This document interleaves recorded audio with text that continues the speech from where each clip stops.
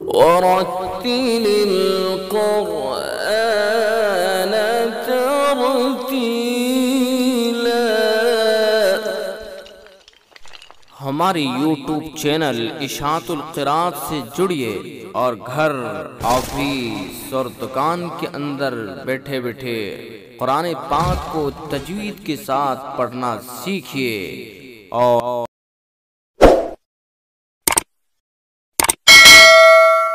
باتیں سنیں جی بند ہو جاؤ، بند لوگ آ جاؤ، کبھی لوگ آتے ہیں تو بھائی صاحب بھی رہتے ہیں۔ زیادہ اونچی نہ بنائیں خبر، یہ بتا دیں بہت بڑا ڈھیر نہ لگائیں جی۔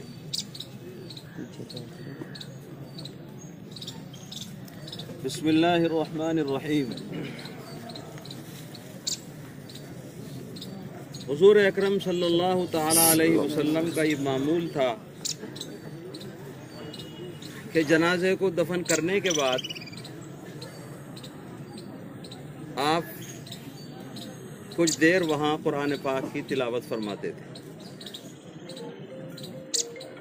آپ کا ارشاد ہے کہ اس وقت ہمارے مردے کو حساب و کتاب ہونا ہے اور اس کے وقت یہ حساب کا وقت ہے، اس لیے اللہ تعالی ہمارے اس پڑھنے کی برکت سے اس کی مدد فرمائے۔ اس لیے کچھ پڑھنا حدیث رسول صلی اللہ علیہ وسلم سے ثابت ہے۔ اس لیے تدفین کے بعد کچھ سورت، کچھ آیتیں پڑھ لینا چاہیے اور اس کا بہت ثواب ہے۔ حضرت شیخ مولانا محمد یونس صاحب رحمۃ اللہ علیہ نے اپنی ایک ملفوظ میں لکھا ہے، ان کے ملفوظات جمع کیے ہیں کہ ایک محدث کا ایک قبرستان سے گزر ہوا۔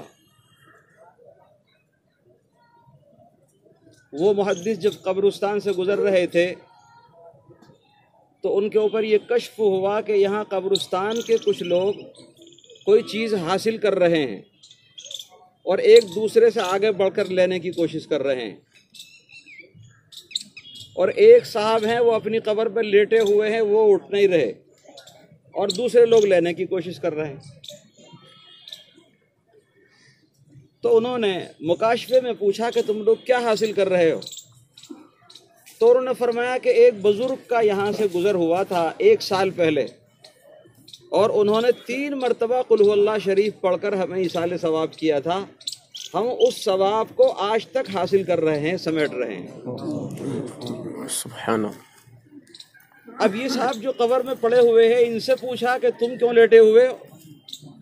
تو انہوں نے کہا کہ میرا بیٹا حافظ قرآن ہے، وہ مسلسل مجھے قرآن پاک پڑھتا ہے، لہذا مجھے اس طرح ثواب حاصل کرنے کی، اس کے لیے اٹھ کے جانے کی ضرورت نہیں ہے، میری قبر میں یہیں اللہ بھیج دیتے ہیں۔ سبحان اللہ۔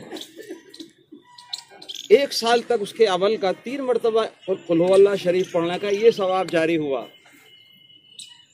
1 سال کے بعد پھر ان بزرگ کا گزر اس قبرستان میں ہوا، اللہ نے پھر ان پر کشف فرمایا، تو اب وہ جو صاحب قبر میں لیٹے ہوئے تھے، اب وہ بھی ان کے ساتھ ثواب حاصل کر رہے ہیں۔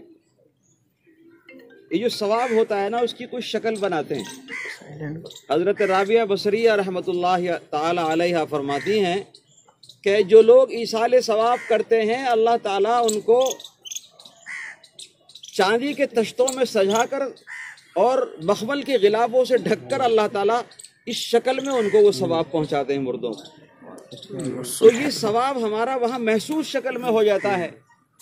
تو وہ 1 سال کے بعد پھر بزرگ آئے تو انہوں نے دیکھا کہ اب سب لوگ ثواب حاصل کر رہے ہیں، سمیٹ رہے ہیں، اور وہ جو لیٹے ہوئے تھے وہ بھی مصروف ہیں۔ انہوں نے ان سے پوچھا بھئی آج آپ کو کیا ہوا؟ پہلے تو آپ لیٹے تھے۔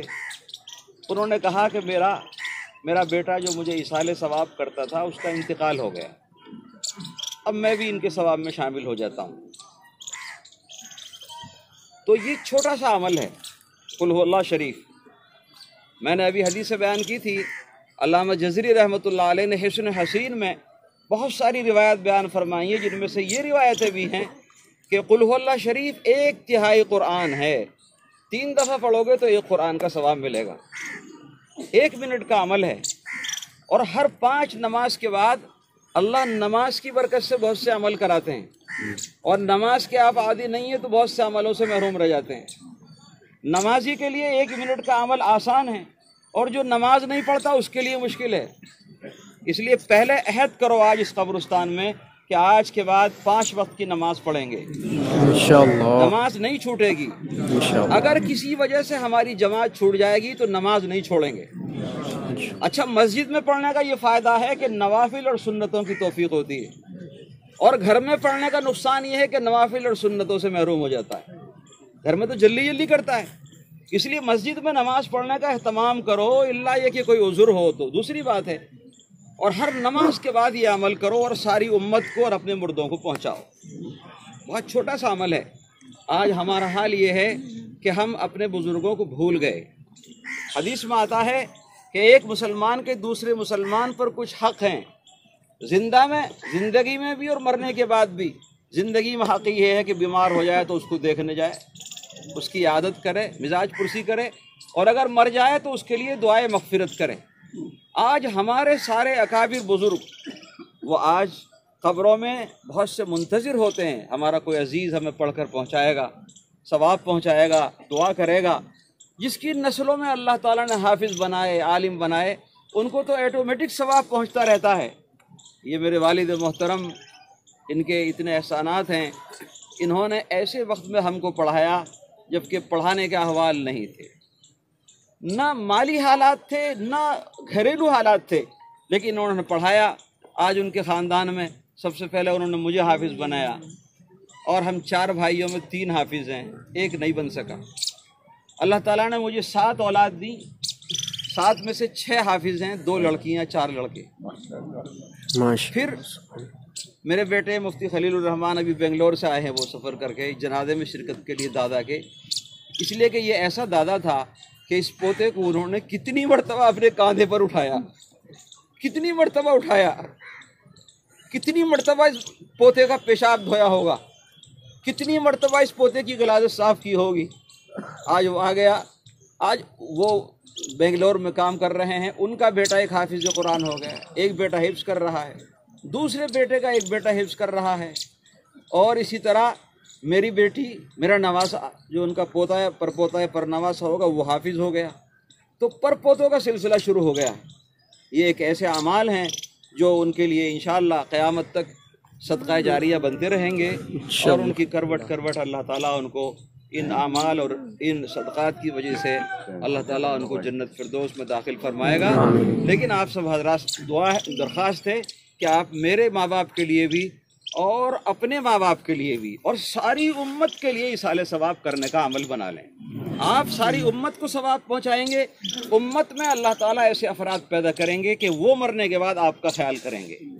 ہم کسی کے لیے نیک عمل کریں گے، اللہ تعالیٰ ہمارے لیے نیک عمل کرنے والے پیدا فرمائیں گے۔